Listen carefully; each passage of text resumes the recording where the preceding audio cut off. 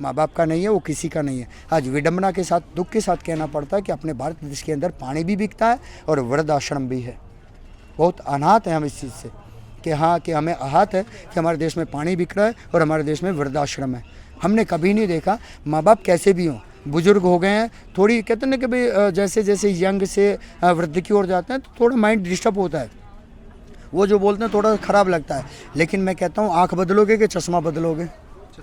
चश्मा बदलना पड़ेगा। अपने आप को बदलो, उनको बदलने की ज़रूरत नहीं है। आप बदल जाओ, वो अच्छे ही हैं और धन्य है जो अपने माँ बाप की सेवा करते हैं। और निंदा कहते हैं ना उनको कहने का ये है, जो अपने माँ बाप की केयर करते हैं वो कभी किसी के नहीं हो सकते। जो झूठ ढकोसले दिखावे की ज़िंदगी जी रहे हैं वो सबसे ज़्यादा ख़राब लोग हैं। जो अपने माँ बाप का नहीं है वो किसी का नहीं है, वो समाज का भी नहीं है। वो केवल पैसे का पुजारी है, अपने ऐशोराम का पुजारी है, वो सनातन का पुजारी नहीं है। जो अपने माँ बाप का नहीं वो किसका क्या होगा। और दूसरा, एक युवा पीढ़ी को हाथ जोड़ के विनती है, एक साधु की, एक सन्यासी की विनती है कि अपने माँ बाप की इज्जत रखना तुम्हारे हाथ में है। जो बच्चे घर से भागकर लगन करते हैं, जो भागकर लगन करते हैं अपने घर के नहीं, वो तुम्हारे कहाँ से हो जाएंगे।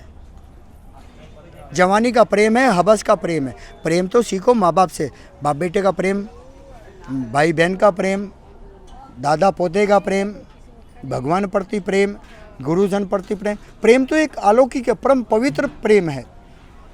लेकिन ये प्रेम नहीं है कि लव यू करा। बाप ने तो कभी पूछा नहीं है कि बाप आपने खाना खाया कि नहीं खाया। माँ ने कभी पूछा नहीं, माँ दुखी हो के नहीं, उससे रोज़ फ़ोन पे 2-2 घंटे बात करता है। जानू आज कुछ खाया, मुझे याद करती है, मुझे फलाना। अरे भाई, जिस जनेता ने, जिस माँ ने आपको जन्म दिया, कभी उससे भी पूछो, कभी उसके पैर दबाओ, कभी उसको गरम गरम भोजन खिलाओ, कभी उसकी सेवा करो।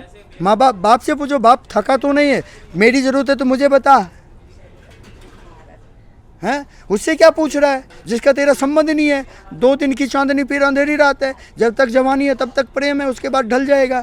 सूरज ढलता है, रात आती है, परम सत्य। सूरज ढलता है, रात आती है, लेकिन अंधेर को चीरती दीवे की रोशनी है। अंधेरा कभी छुपा नहीं सकता उसको। जीवन को ऐसा जीना चाहिए, जो अपने माँ बाप को, अपने वडीलों को आदर सत्कार करेगा, उसका मान सम्मान हमेशा बढ़ेगा, उसका ऊपर हमारा भी आशीर्वाद है। लेकिन जो माँ बाप को दुखी करके जीवन जी रहा है, या लव यू के चक्कर में, प्रेम के चक्कर में इज्जत आबरू को बर्बाद कर रहा है, भाग भाग के लगन कर रहे हैं, वो कभी जीवन में सुखी नहीं होंगे। सुखी वही होगा जो अपने माँ बाप की इज्जत रखेगा, अपने माँ बाप का मान सम्मान रखेगा, अपने वडील का सम्मान रखेगा, अपने देश के साथ में कहते हैं ना कि सच्चा प्रेम करेगा, गद्दारी नहीं करेगा, उसी का भला होगा। अरे यहाँ तो लोग टैक्स भी चोरी कर लेते हैं, फिर कहते हैं सरकार ने ये नहीं किया, वो नहीं किया है। ईमानदारी से जीवन जियो। कलयुग है, होता है। सभी अपने आप को सुधारो, जग सुधर जाएगा।